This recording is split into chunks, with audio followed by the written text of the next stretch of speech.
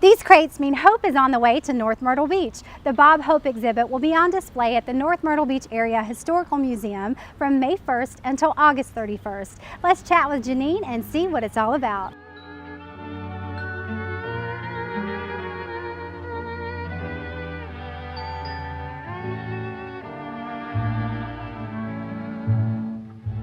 Thanks for the memory of sentimental verse, nothing in my purse, and chuckles when the preacher... Bob Hope was a legendary entertainer, but he started out as an immigrant who came through Ellis Island with his family. He was 4 years old, and they moved to Cleveland. He was kind of a scrappy kid and got into a lot of fights. But I think with his humor, he was able to dispel some of the anger that might have grown up there. And so he left home and went and started vaudeville. He jokes that he learned how to dance because there were 7 brothers, and he had to dance outside the bathroom until it was his turn. So he was always cracking jokes, and so he did the vaudeville thing, and then he actually got onto radio, did a lot of stage shows, and his one-liners became his trademark.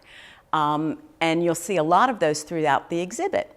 Now, Bob Hope was actually an entertainer, and he was a golfer. And he says that he entertained so that he could pay his greens fees, because golf was really his profession. And so he was actually here in Myrtle Beach, but he flew into North Myrtle Beach when the airport was in Windy Hill. So this was back in the 70s. And we were very excited to be able to show the exhibit here in the Grand Strand because he was a golfer and because he was so significant an entertainer. Now, Bob Hope received 52 honorary degrees from universities all across the United States and in other countries. He received 4 Oscar awards, but they were never for specific films. They were honorary Oscars, and his 1952 Oscar is actually on exhibit, the statuette.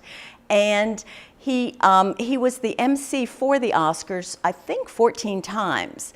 And he always said that that was considered Passover in his house because he was always passed over. So he did receive the honorary Oscars. So he just has such a legacy. And we wanted to share that with the community, both our residents and the visitors who come to visit, now through August 31st. You can purchase your tickets for the Bob Hope exhibit right at the door. Be sure to find them on Facebook, and if you have any questions, contact the museum.